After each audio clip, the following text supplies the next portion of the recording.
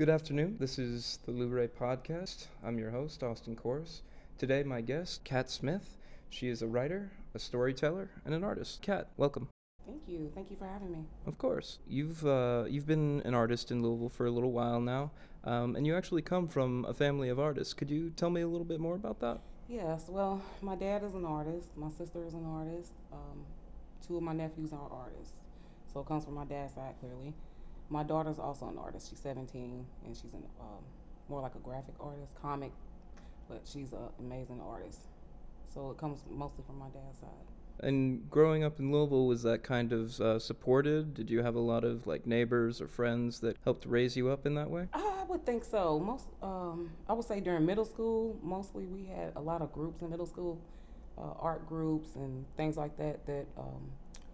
Where there were we got to showcase a lot of our art, and especially in middle school. I can't remember which middle school because I went to two different ones, but one in particular, we had a group and we did a lot of productions, and we would have different assemblies and things like that. They would let us do the production and that type of stuff like that.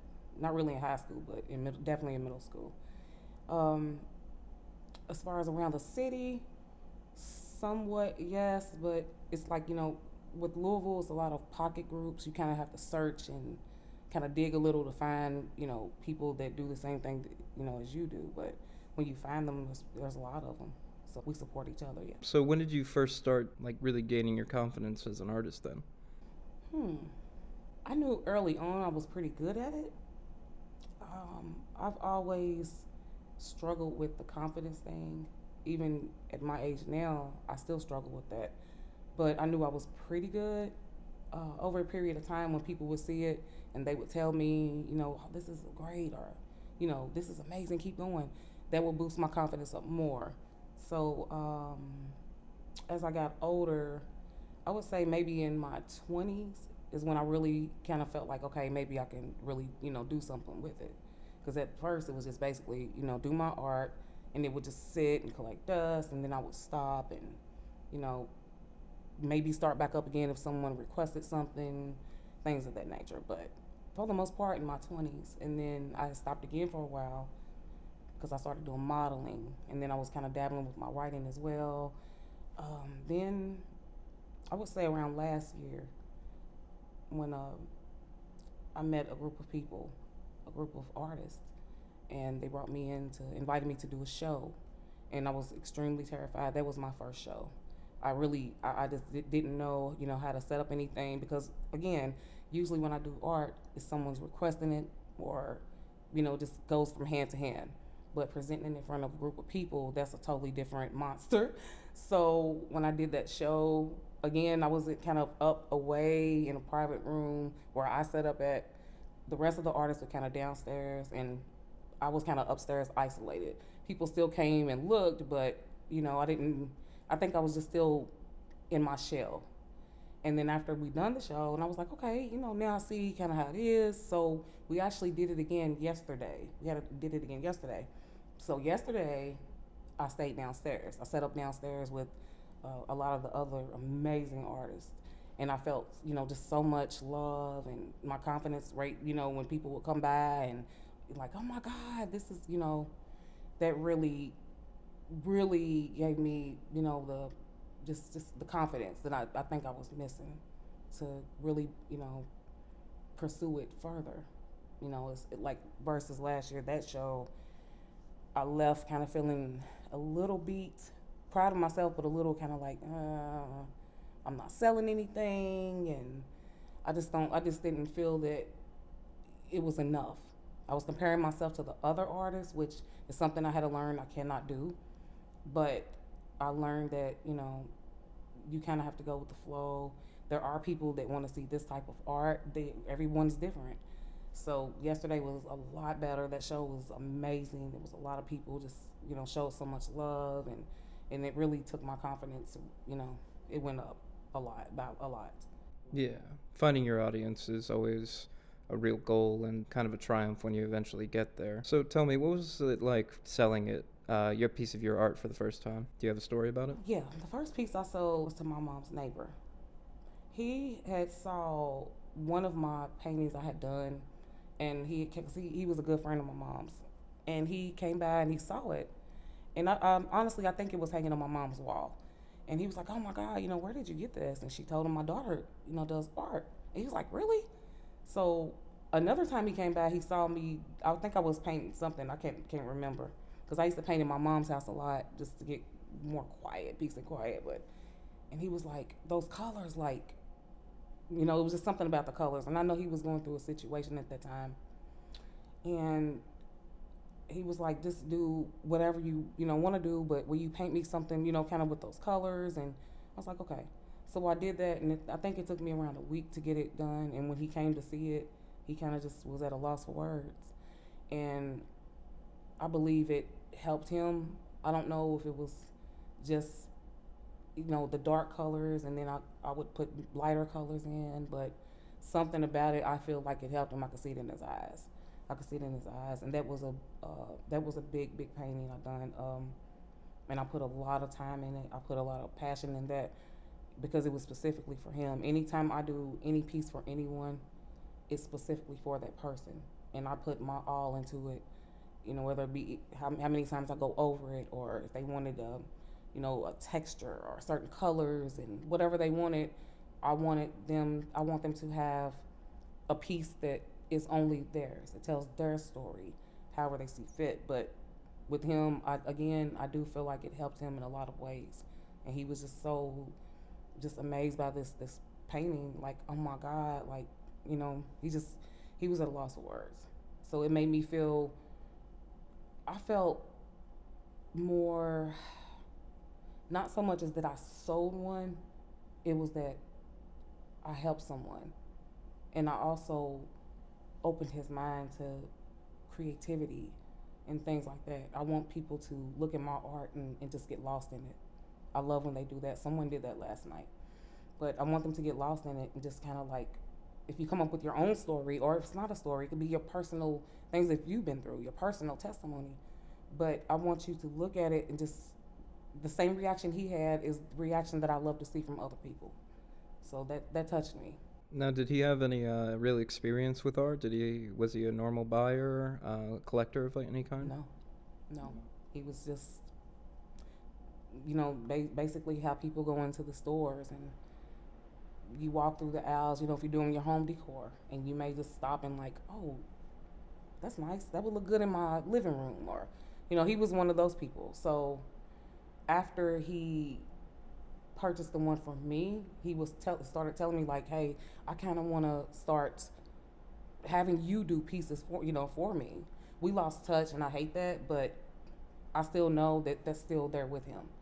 And he told me, he was like, I'll never, anywhere I move, anywhere I go, I will always have that picture with me. And that just made me feel, just amazing. It's an amazing feeling. It is. Yeah, when you reach out and really touch like a community or a group of people who never really delved into like that kind of art scene, and you inspire them to kind of search more and try to find that kind of aesthetic connection, it really awakens something in people, and I'm sure that feeling is wonderful to have. Absolutely, it is. Right. It's the same. I feel it's the same. I can't say that because I'm not a musician, but in a way, when you hear singers or musicians say, when I play, when people listen to my song, I want them to, feel something, or make sure they tell stories the same way. Musicians tell stories, and artists tell stories. I feel that whatever your craft is, certain crafts tell stories. Even chefs, when they cook, they put their soul into it. And most chefs, good chefs, they put their heart and soul into that. That seasoning has to be perfect, for whatever person, whatever dish you're serving, because you want them to eat and enjoy your food, or you want them to listen to your song and either cry or dance or whatever they do. And it's the same with art. We're not taking canvases and taking paint and just taking brushes and just doing this just to do it. No, we're doing this to tell stories. We're doing this to, show these vibrant colors. And, if you're in a dark place and you look at something and the colors, anything, it can change your whole mindset, how you feel just from a piece. So that's what we're doing when we hit those canvases, or whatever walls or whatever we paint on. We're trying to pull that creativity out of other people as well, not just us, but for them to see, as well. It may even, I've heard stories where there were people who weren't artists at all, and they maybe saw a particular artist and that inspired them to start, doing art. And they may have felt like, hey, I couldn't, I'm not a painter, or then they'll do it, and then they may sell a piece, or they start networking, and people start to see them and they get exposure, and then they start doing that. So it tells a story and it helps. It does a lot. Art is important. So it really is. It may, a lot of people don't see it that way, but I've even heard people say, oh, I can buy that in the store. Maybe not. Those, but what you see in the store, a lot of those that's someone that done that. So yeah, maybe you can go buy it in the store, but when it's an artist that's doing that, and you see, like at those shows, these artists worked night and day, and they put their heart into it. We put our heart into that. We were exhausted, and I remember talking to one of my friends I met yesterday at the art show. She's a sweetheart. That's her painting, and we were looking at our hands. And another the younger artist, she came and talked to us, and we all three put our hands out, and we were dressed. They looked amazing. We were dressed, to the nines, and you looked at our hands, and our hands, especially mine, had paint marks and color. I still have it. Our nails were just, and we all said the same thing. Like that's what we do. And that shows you how much work we put into it. We're not so much concerned about, oh my God, my nails are not done, and we have paint all over our hands. Even after showers, you still have paint all over your hands, and that shows me those are like some in a way battle scars, because we're battling to get that out there, to get that story out there. Sure, we look good, we look amazing, but our hands are full of paint, and but again, that just shows you how hard we worked on our craft. Artists' hands, really. They show the labor, the work, the intensity. What you all do is difficult, and it's expressive. It takes a lot of time. And you can see that as you look at your catalog. You have a very free-form kind of style where you go from non-representational abstract forms to more soulful depictions of maybe people or events. Where do you kind of get that inspiration? What's your process when you're creating? I think it's more of how I'm feeling at that moment and what's on my mind at that moment. Again, I like to do that. Because I don't want a specific style. I don't want people to say, "Oh yeah, we know exactly what Katt's gonna do. She does, these particular type of paintings." Now, people do know I'm an abstract artist. Yeah, that much is clear. But I don't want. I like to keep everybody in mystery, so to speak. I like people to guess and wonder. To me, it makes it more fun. Just as like maybe if you're waiting on the new edition of the Walking Dead comic, you don't know what's gonna be in the next episode. That's fun. If it's predictable, to me, it's not as you just don't get that pleasure. It's like a spoiler. And there are some artists that do that, and that's absolutely 100% fine. Every single artist is different. Just like no single snowflake is the same. No single artist is the same. But my little style, I like to just have everyone, like today she painted a picture of the sun. Next week she painted a picture of a cartoon character. It makes no sense. What is she doing? Good. That's the fun of it. Good. I don't want you to know what I'm doing. And that's just because my mind is constantly racing. It's constantly going. I can go from, painting a sun, and then I'll be like, no. I need to, put something that has nothing to do with it in here, or change it completely, because my mind, it just translates what's going through my mind at that moment, how I'm feeling at that moment, what person may be on my mind at that moment. That's what comes out on my canvas, and it's usually when it hits me, I have to go wherever I'm at, whatever I'm doing, it'll hit me, and then I have to go. It could be something I'm driving past, and I'll see it, and I'll take a vision in my mind, and then I will put that on my canvas. And I have a couple of my paintings are things that I've seen, wrote past, saw something, or a person that was on my mind, or something I was going through. So my style is just to kind of keep it. I just love the mystery of you don't know what it is. Even last night at the show, I had a Koye right here, and then I had the patches one here. I had the queen in the middle, Ghana at the bottom. I can't remember the one I had in the middle, like right in between, because I think I had five, but it was like, okay, she went from that to that. Okay, maybe they're related. That has nothing. There was no theme, and I love that. I love that. That's just my own style. I've been doing it since even when I was a kid. The teacher would say, "Okay, guys, today I want you to draw a picture of the city."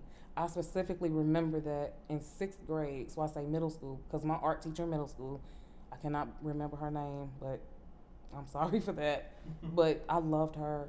She would have us paint things on magazines, and she had us paint a city. I'm sorry, and I remember there was this boy, and he was a bully, and he just continued. I know they say he probably had a crush on you, could be, but he was a bully, and I was upset because I was really into, I wanted to paint and I wanted to get busy on my picture, and and we only had an hour, but he taunted me and just teased me so much through that class. I didn't stop. But when she wanted us to paint the city in the daytime, I changed it to night. I made the whole background dark. And I remember, I think it was maybe the next day, she asked me, she said, "Well, why did you change the background?" And I couldn't give her an answer. And I was like, "I don't know. I just wanted it to be dark. And I wanted it to be nighttime." She's like, "Okay." Now, you know, 30 years later, I know why I did that. Because at that moment, he made me feel like I was in a dark place. He was making fun of me and teasing me, to where that light that I had just completely turned gloomy. And I wanted the city. I'm like, I just wanted dark, because that's how I felt at that moment. I translated how I was feeling at that moment onto that canvas, onto that what she had us paint. So that's another example of putting feelings onto canvases. I wish I still had it. I have no idea what happened to it, but that was one of the examples. Through those kind of emotions, as you express them on the canvas, you also say that you tell stories with each and every one. Is it always an emotional story, or do you have detailed narratives that you put in there as well? Tell me more about it. I would say not all of the time are they emotional stories. Majority of the time they are. Majority, especially Queen. The reason is not just because I'm a writer, and when I write a lot of deep, dark things, and I like to write things that I even like to paint things that people are afraid of, or they're afraid of. Oh my God, you know, that's too scary. That's too deep. That's, oh my God, good, because it needs to be seen. It needs to be heard. So most of the time when I do that, is coming from emotion. It is an emotional story. Not all the time, but majority of the time it is. It is. The Ghana one, same thing. When I found out, that was part of my roots, I felt that needed to be highlighted in my life. And that Ghana painting actually is just for me, because I needed to highlight that. I love to look at that, because I'm like, okay, that's a part of you now. You need to, dig deeper and find out. That's my own personal story. Queen, that's another part of me. That's also a lot of other women, not just me, but a lot of other women, that she represents a lot of other women that are going through, certain situations. So they all have usually an emotional story. Okoye, not so much. That was based on just Wakanda, and the fighting, and the reds that I put in there with the golds was more of her. The gold was more like her triumph, and the red was all the blood that she was shedding. So it tells a story, but that tells maybe a fictional story, but maybe to some truth. So it just depends on the picture, on the painting I'm doing. You also want to challenge people, it seems like, with a lot of your art. I remember mentioning to me how people kind of put themselves in boxes, or they give themselves their own labels, and it kind of constricts their movement, kind of constricts their expressions. Tell me how you want to challenge people. Could you describe it? Yes, my queen, I painted, and the only thing I regret is that I didn't put her on a bigger one. However, that's to come. I put her on a smaller canvas, and I turned her around backward. The reason for that, and there's a couple of things you can take away from that. The reason I turned her backwards is because I didn't want anyone to know what race she was. A lot of people, young and old, still judge people by the way their hair texture is, or how dark they are, or light they are, and it's automatically an assumption. Well, she's high yellow, so she must be mixed, or her hair is extra coiled, so she must be black or African. If she's turning around backwards and you're looking at her, you're like, okay, you're gonna look at the texture of her hair, and then you're gonna look at her neck. Before anyone looks at her jewelry, her crown, anything else, they'll be looking at her hair and the color that I put, that her complexion of her neck. Because it's like, what is she? What color? Instead of thinking, why is she turning around backwards? I guarantee you, if 10 people were to look at that picture, I may get 2 out of the 10 that say, why is she backwards? Everyone else, if they don't say it out loud, they're going to be thinking it. Is she black? Or is she, what color is she? Not why she turned around backwards. And that's the thing. That's what I mean by challenging people. Because I want you to go, okay, no. Let me put that closed-minded, shallow thought over here. Why is she turning around backwards? There's a reason for that. Why is her face not showing? Why'd you paint her that way?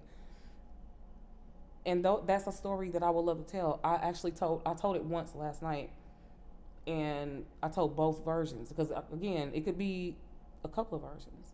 So if you ask me what race she is, I'm gonna go into that. I'm not gonna tell you, but I'm gonna go into it, and then you decide on your own. Then if you ask me why she's turning around backwards, I'm gonna tell you that as well. So she is one that I didn't realize when I done that I was going to get a lot of feedback off. And I've got a lot of feedback off her. I've also got a lot of feedback off Patches. But those 2 are the ones I'm getting a lot of feedback off of. And it is, again, what color? I'm actually, I did get asked that last night. I think 2 or 3 times. Is she black or, I'm like, here we go. So I explain it. Again, it's about the hair texture. Tells a lot. I could have used a bunch of hair textures. I wanted to use that one. I wanted to use one that's coiled but with a smooth texture at the same time. Because there are black women that have that hair texture. All black women don't have super coiled hair. All black women don't have super straight hair. It just depends. Every person of a lighter shade is not always, biracial.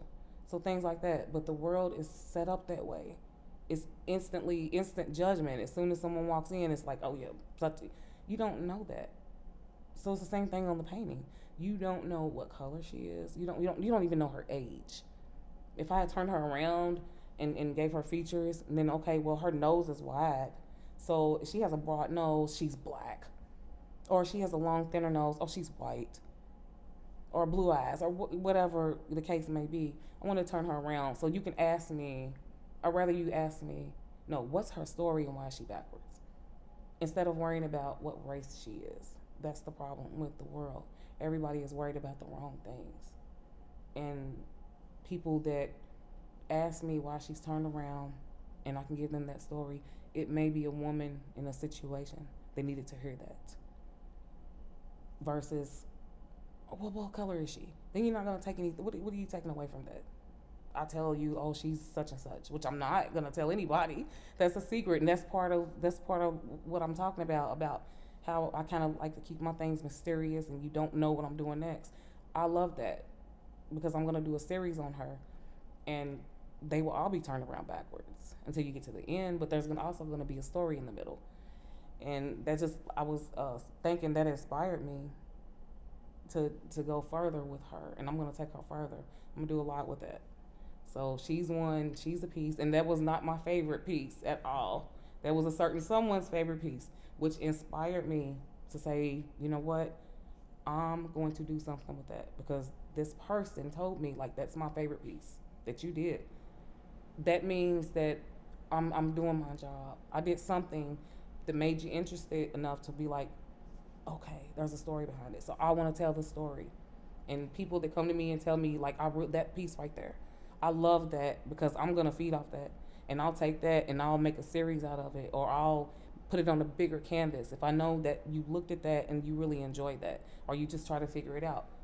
That's what I love. That's the feedback that I love. Yeah, I think it's incredible. You have such a nice array of things, but that piece especially shows off kind of what we're all about, like challenging social norms and really challenging people's thought process. Like you said earlier, anybody can go to a superstore and buy one of the thousands of copies of paintings on those walls, but those pieces won't challenge you. They won't make you ask questions. They might be aesthetically pleasing. You might maybe have a grin or something when you look at them with their bright colors or their safe depictions, but they don't make you really question yourself nor your surroundings. And that's what your pieces do. They really kind of open people's minds and make them really engage with a part of themselves that they maybe never knew really existed or that they had the ability to challenge themselves with. That's why art and building a community that can engage with that art is really important and part of the mission of what we're trying to do with the gallery here. And I think that your pieces do that, not just the Queen, but many of them. They really force people to engage with them and open themselves to it and be vulnerable and maybe be okay with not knowing what race she is or not knowing what kind of hair texture she might have. These are really important and hard questions for a lot of people, and to engage with them in a safe space and kind of unravel them along with the artist and people who you love opens yourself emotionally and critically, which is what we're really trying to spread to everybody here. So we're really excited to see more of that from you, and we can't wait. Going along with that, you also put yourself out there in a lot of other different ways, not just in your art. Do you want to tell me a bit about your pageantry and your modeling? So I got into modeling. I would say I've been doing it for about 3 years. It's been a challenge. Not a challenge that I stopped, but it's been a challenge because that's kind of similar in a way because I have to find my genre. There's several different, it's not just one genre of modeling. Of course, my age, my race are strikes against me in so many ways. But modeling has changed so much throughout the years where you don't see it's not just the typical thin Caucasian woman anymore, the very young with the high cheekbones and the Giselle Bunchens. You don't see they're still there, but you don't have to have that body shape anymore. They're opening doors. Ashley Graham, they're opening doors to more plus size models. Precious Lee, these are models that are supermodels, and they're opening doors for models of color and of certain age groups. There are models that are older than me, Coco Mitchell, that are beautiful and that are just dominating the industry. And I started around, about 2 or 3 years ago. And I just kind of was like, okay, I've been told, for a long time, like, oh, you're gorgeous. Of course, I don't look in the mirror and go, oh my God, no, I don't do that. But other people have told me. So I dabbled into it. I don't have a signed agent. I'm not with an agency. I'm just more of a freelance model. If the job presents itself and it sounds good, then I'll do that. Most of it right now is kind of on the back burner because I'm putting a little more into the art right now. But it's still there. It's still up. If the opportunities come, I definitely will take that. I'm kind of like my art. I'm kind of like the jack of all trades. I have a few different things that I do. You never know what I'm doing. I might be writing at one moment, and then 2 weeks later, like, okay, I thought you were. Okay, now you. So I like that. Good. I'm all over the place. That's okay. That's just me. That's what makes me me. The pageant, same thing. This is my second one, biggest one. This one is huge, and this pageant is in July, and I'll compete in Kentucky. If I win Kentucky, I will go on to the nationals, which is in Texas. So we'll have to see when that happens. But um, after I do this one, I may do it. I may do it again, and then I may just kind of retire from pageants. But it's something I do love to do. It can be that can be extremely stressful and challenging too. You have to, certain categories, and you are up against all these beautiful women, and her dress and your dress, and in front of the judges and pleasing them, and but winning that pageant would do a lot of good things for my life, and that's kind of the journey I'm on. So I kind of need things to simultaneously kind of meet each other, from the art to the modeling. They all need to. I'm trying to get them all to kind of come together and work with each other to kind of get to where I'm going. Also, this pageant helps women empower themselves. It helps them gain confidence, and they also help you start businesses and things like that. I'm into real estate, which is something else I'm getting ready to do, which will more than likely be the biggest thing that I'm doing in my life. But that part of my life is very, very important. I'm just kind of new at it, but I've been researching and studying and trying to learn everything I need to know. That will be like my first, and then my art, and then a lot of my art will go into my properties when I'm decorating them, and renting out my Airbnbs. I want my guests to come in, and a piece of my art is on the wall as well. So it all kind of plays, into each other. I'm just kind of all over the place, and I like it that way. Yeah, there's a lot of parallels with that kind of putting yourself out there and putting your art in a gallery. It takes a lot of confidence. And you said that's just me, or you talk about not really worrying about other people's negative thoughts or opinions or critiques on your work. How does that build up your confidence? For like artists starting out, I think that's one of the biggest hurdles is like being able to take criticism. How do you deal with it? That is extremely important.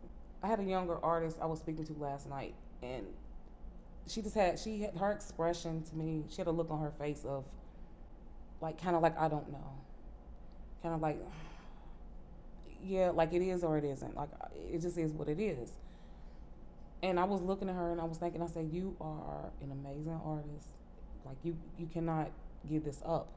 I understand that life has challenges. Believe me, I could write a book on my life, and the challenges would be in every chapter. So I understand that, but if that's your passion, you have to make time for it. You have to. I don't care if it's just at 10 o'clock at night and you have 20 minutes to go and get something on your canvas. But as well, I would tell them too, if you don't wake up thinking about that, or you don't go to bed thinking about that, and it's not important, like it's like, okay, well, I'll get to it when I do, then that's something that maybe you should pursue other avenues. Go another way, because it has to be something that you live. Just art has to be intertwined in your life to a point to where you have to have it somewhere in there. And if it's not there, then maybe that's not for you, and that's okay. You can be an amazing artist, but that's not your passion, and that happens. There are people that can sing that are great singers, but they don't want to sing, but they have beautiful voices. That's not their passion, and that's okay. Everyone, has their own talent or their own thing, so that's okay. But if you do it and you do pursue it, and I'm still teaching myself, I'm still learning as well. I learn from the younger people. Just because I'm older, I still get knowledge and wisdom from them. There are things that I don't know that they teach me. I don't have all the answers, but I still try to tell them because they're younger. They may have a little more, just than I have. So you can maybe go out here and push a little further than I can. If you can do it, open the doors for the ones that are younger behind you. But I tell a lot of them when they beat themselves up. My daughter is one that does that, and she is amazing. And she feels that her work is not ready. I feel it is. Her dad feels it is. but she doesn't. And I was having this conversation with him, and he was saying like, I'm gonna talk to her. I think we need to push her. My opinion was different, and I told him, I said, speaking as another artist, if she's not ready, it's not gonna work. So if you push her and say, oh well, you need to go, you have to go put that, and then she does it and she's not happy with it, it's gonna translate onto her canvas, onto her paper, because she's not gonna put that in there. Her heart's not into it. So one day when she's ready, if that's what she wants, then it'll show. But if you push her to do that and that's not her passion, just because she's an amazing artist and she can make millions, but she may not want to do that. Like, okay, yeah, I do it in my free time, and she's got hundreds of like pages of her work, but she's not. She's passionate about it, but she's kind of at a crossroads. Like, okay, it's good, I know this, but I'm not ready for that right now, and that's okay. She does a lot of that worrying about what people think as well. Okay, well, if I put this on here, what will they say? And now, at the same time, you do need to hear from your audience. I'm not going to sit here and say that's not important. It is. You do need feedback. I've been told several things, and that's fine. You have to be able to take that. So that's kind of a gray area, because it's like you have to have it, you need it, because like you may suck at something. And I gotta be honest. And I've seen people that don't have on TV that sucked at certain things, and they have this belief like, no, I'm good at this, and other people are like, no, dude, you suck. But he believes in his mind and his heart, like, no, I'm amazing at this. Maybe he really does suck, but just because he sucks doesn't mean there's not a person that will say, you know what, you suck, but I like you, and we can do something with that. So if he believes that, then hey, leave him alone. So if you have to worry about it to a certain extent, because you don't just want to suck at something. You may need to fix some things. Maybe like, hey, I think you should change the color of your canvas, like for that. So you can take that into consideration. That person may be telling you that, and that may be right, and you may be like, you know what, that's it. And then it may be a person just honestly being a hater. So you don't know. You have to figure that out. You have to go, okay, I'm gonna take what she said, her advice, and I'm gonna, sit and I'm gonna put that in consideration. Or you can say, no, I don't care what she said. I'm gonna do me and what I do. Fine, as long as you're not being arrogant about it, because you can do you, but do you in a humble way, and be able to have constructive criticism. I have to take that constantly, whether I'm doing modeling, whether I'm doing pageants, whether I'm writing, whether I'm doing art. It doesn't matter. I have to have feedback, and I get a lot of that. Sometimes my mom says that, like, don't worry about. Yes, I have to. If I write a story, I wrote a story called Dear Stephanie, and it was published on Vocal, and it was for a contest. I didn't win, but it's fine. But it was a short story, and I wanted people to read it. And I'm like, please give me your feedback. I just was obsessing over people's feedback, and I got a lot of, oh my God, keep going. Why did you stop? And I stopped because I'm like, dude, it's a short story. I couldn't go any further. Those were the rules of the contest. We just want you to write, and that's what I did. And it was actually a good story, and the feedback was necessary, because some people were like, hey, maybe like, change that to that, or that would be cool. And a couple of things I did, and I'm like, you know what, that was right. And then I had some that were insane, like, oh, be serious, y'all. But it just depends. So you do need that feedback. My coach talks to me all the time. When I'll text her and be like, oh my God, I feel fat and ugly today, she'll get on me like, hey, no, we're not doing any of that. And there's just things that, she does that a lot too. So you have to know when to be able to take it. You have to take it. If you're in this industry, any type of art, to me, art is the same as the entertainment industry. You're not, so much as in front of a big audience performing, but you are. Your work on that canvas that's your performance. They're gonna look at it and rate it. So it's almost the same. It's almost the same thing. So you have to be able to listen to people, see what they like, see what they want. Again, like last night, that painting Patches. was my least favorite one. That was the one I was considering not even showing. But a lot of people just loved that piece. And I had so many of those last night, even including Okoye. I did not want to show her. I was not confident with her. I was not okay. And I was just like, you know what? I'm gonna do it anyway. I'm just gonna be bold and just do it anyway. Either they like it or they don't. So that was kind of an example of I really don't care what people think right now. If you enjoy it and you look at it and you take something from it, then cool, I love it. But if you look at it and say, "Oh, that's horrible," that's okay too. You don't like it. That's not your style. It was too much, or whatever the situation may be. That is okay. But I have to be able to take that. So if someone, not being blatantly rude, but if someone doesn't like it, and they kind of like, it is what it is. There were two females that walked up to my display last night. I didn't hear them because of what they were saying because the music was up, but they were, their posture and how they were standing, and they were talking a lot about Okoye. And I was just kind of standing there because I'm like, I don't know what they're saying. And I would see a little, just kind of head tilts, and they were going back. And they talked for a minute, but I still don't know what they were saying.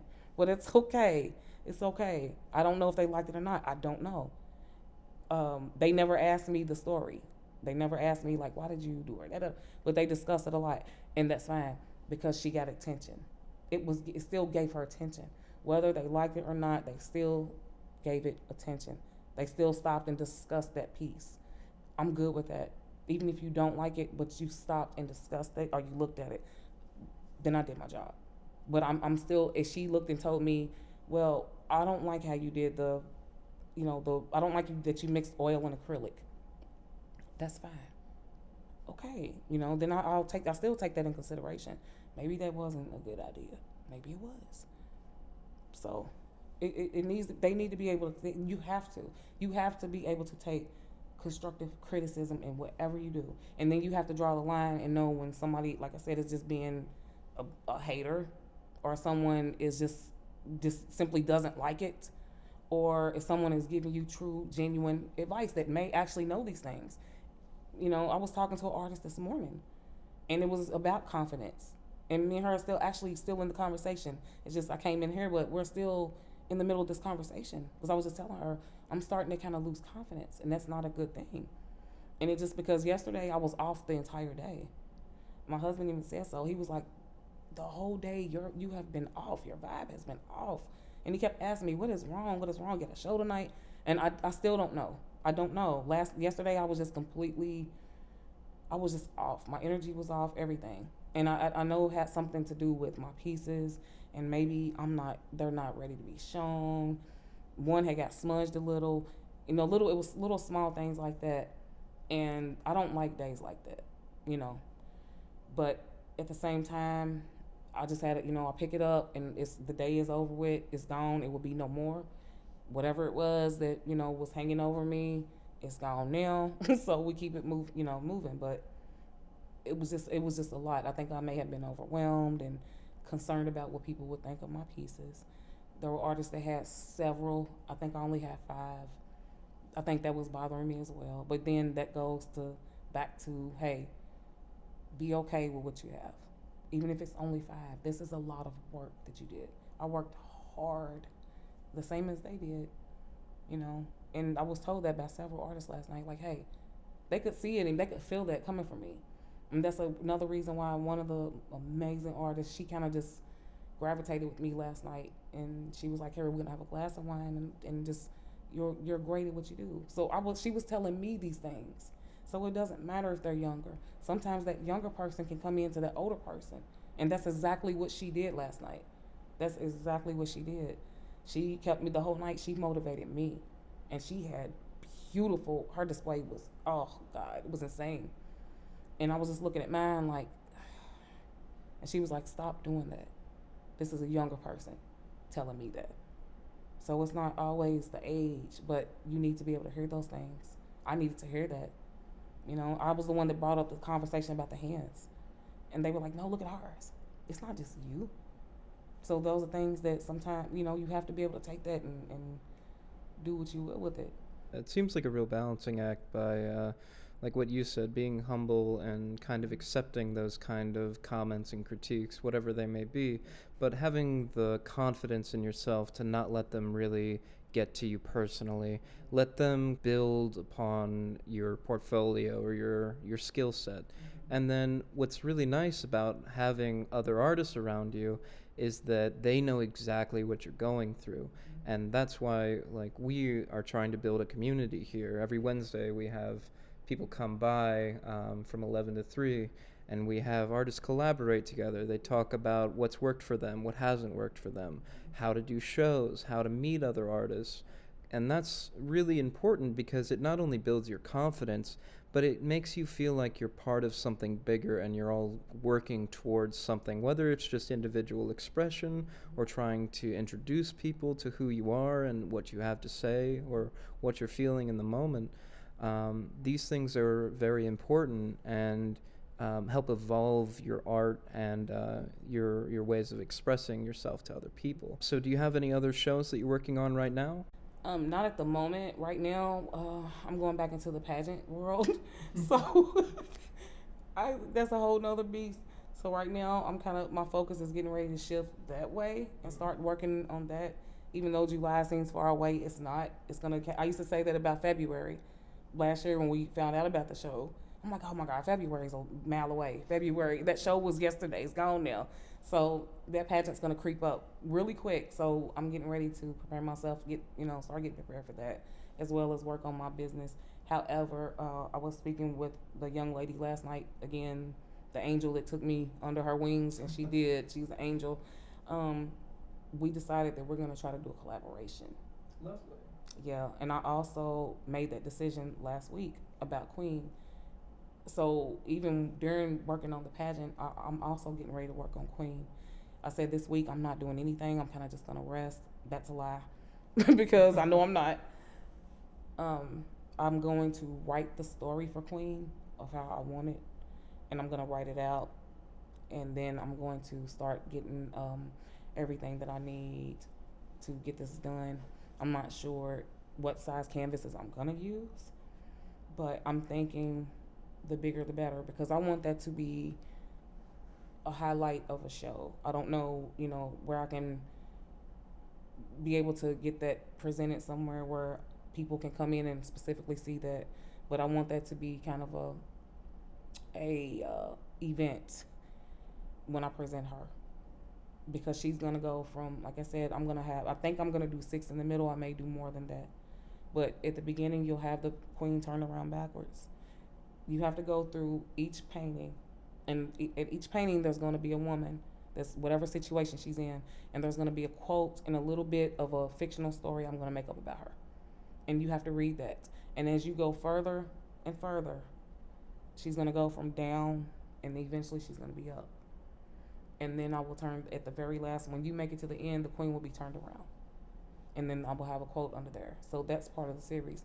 But to understand it, you will have to read everything that I put under at the bottom of the painting has to be, you have to read it. It's going to be a story mixed in with the visual, so you can see it as well as read it.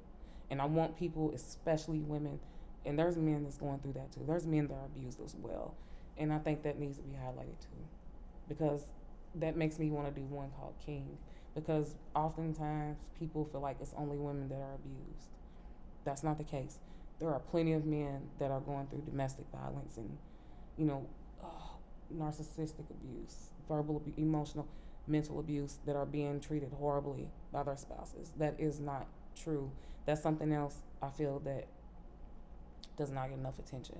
It's constantly what women go through. Men never, men do. Yes, men do. And I think that would be cool to put King in there. My mom had brought that up too. I think you should do a King. And there may be a man that comes in and reads that and that may inspire him to be like, you know what, I've had enough, I'm leaving. But that's what I want I want people. That's why I kind of want the series also. I want to be able to present it at like a battered women's shelter or something like that, because I want women to read that, to watch and read, look at the painting and then read it. And by the end of that, I want them to have something where they go, you know what, I've had enough, I'm leaving. or I'm done with this. I want them to get some inspiration from that. And that's what I'm hoping to do with that series.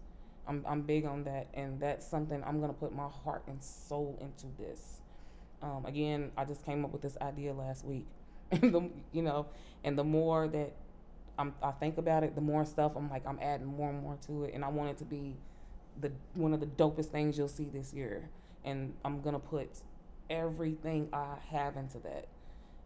And I think it's really important to the point to where if however I can network it and get it out there, I want it to be seen everywhere. I really, really do. It's very important to me. So that's something I'm gonna start. Hopefully, I think next week. So between pageant and then those are the two things. And like I said, my business. So when I do Queen, I think I'm gonna do her at night. For some reason, that's when my creativity just at night. During the day, it's kind of like that's business type stuff. But at night, it could be 3, 4 in the morning, and I'm just going painting, going. That's when I come to life. My daughter does that. She's school from home, so she's on crazy hours as well. But her best work, and she'll tell me, Mom, look, I did this at 2:30 in the morning. Like, why was you up? But she's like me, nocturnal. But it would be, I'm like, you did that. So yeah, so that's kind of where I'm at now. But this series is really important to me. Like I said, it really came to surface last night when I spoke to this other artist, and I told her a little bit about it. She was like, yeah, hell yeah, you got it. And that just pumped me up even more. That just sent it, I'm like, oh, definitely. We definitely doing that. So, and then maybe after, well, me and her will get together and discuss the collaboration we're going to do. She's going to put some things in there, but, well, the Queen series is separate, but what me and her do also is going to be a Queen, but not this series. It'll be something different. But her work is amazing, so combined together, yeah. It sounds like a worthy cause, and it will continue your goal of really touching people's souls and kind of awakening them to maybe new ideas or new feelings that they don't feel quite confident enough to face on their own. Your art kind of gives them an outlet to really explore those emotions. It's really important to kind of begin that relationship with the community that we're trying to build here.